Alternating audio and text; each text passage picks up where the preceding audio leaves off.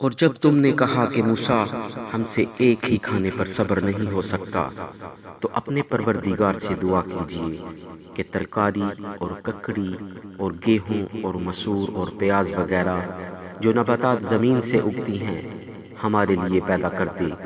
انہوں نے کہا کہ بھلا عمدہ چیزیں چھوڑ کر ان کے عوض ناقص چیزیں کیوں چاہتے ہو؟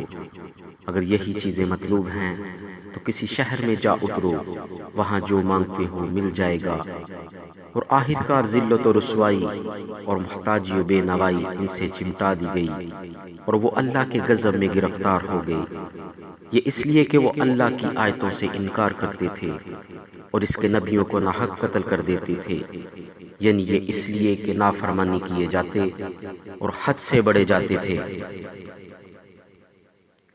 جو لوگ مسلمان ہیں یا یہودی یا عیسائی یا ستارہ پرست، یعنی کوئی شخص کسی قوم و مذہب کا ہو، جو خدا اور روز قیامت پر ایمان لائے گا اور نیک عمل کرے گا تو ایسے لوگوں کو ان کے اعمال کا صلہ خدا کے ہاں ملے گا، اور قیامت کے دن ان کو نہ کسی طرح کا خوف ہوگا اور نہ وہ غمناک ہوں گے۔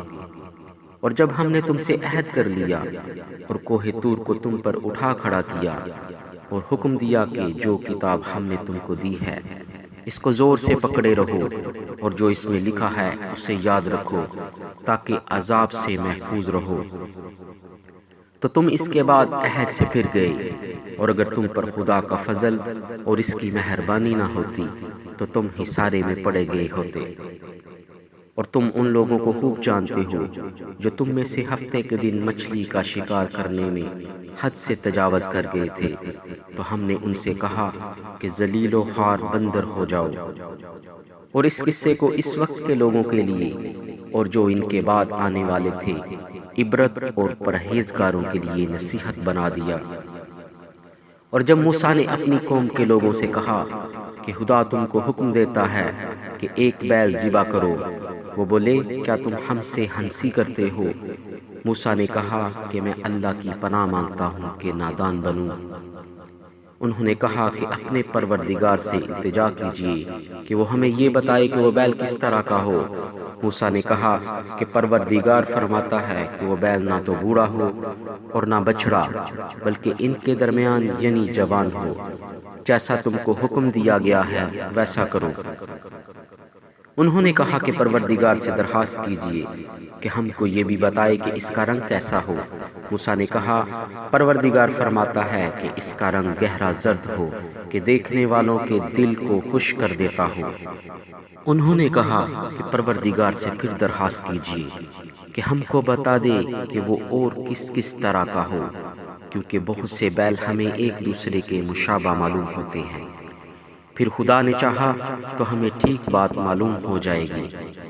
موسیٰ نے کہا کہ خدا فرماتا ہے کہ وہ بیل کام میں لگا ہوا نہ ہو، نہ تو زمین جوتتا ہو اور نہ کھیتی کو پانی دیتا ہو، اس میں کسی طرح کا داغ نہ ہو۔ کہنے لگے اب تم نے سب باتیں درست بتا دی۔ غرض بڑی مشکل سے انہوں نے اس بیل کو ذبح کیا اور وہ ایسا کرنے والے تھے نہیں۔ اور جب تم نے ایک شخص کو قتل کیا تو اس میں باہم جھگڑنے لگے، لیکن جو بات تم چھپا رہے تھے خدا اس کو ظاہر کرنے والا تھا۔ تو ہم نے کہا کہ اس بیل کا کوئی سا ٹکڑا مقتول کو مارو، اس طرح خدا مردوں کو زندہ کرتا ہے اور تم کو اپنی قدرت کی نشانیاں دکھاتا ہے تاکہ تم سمجھو۔ پھر اس کے بعد تمہارے دل سخت ہو گئے، گویا وہ پتھر ہیں یا ان سے بھی زیادہ سخت۔ اور پتھر تو بعض ایسے ہوتے ہیں کہ ان میں سے چشمے پھوٹ نکلتے ہیں، اور بعض ایسے ہوتے ہیں کہ پھٹ جاتے ہیں اور ان میں سے پانی نکلنے لگتا ہے، اور بعض ایسے ہوتے ہیں کہ خدا کے خوف سے گر پڑتے ہیں، اور خدا تمہارے عملوں سے بے خبر نہیں۔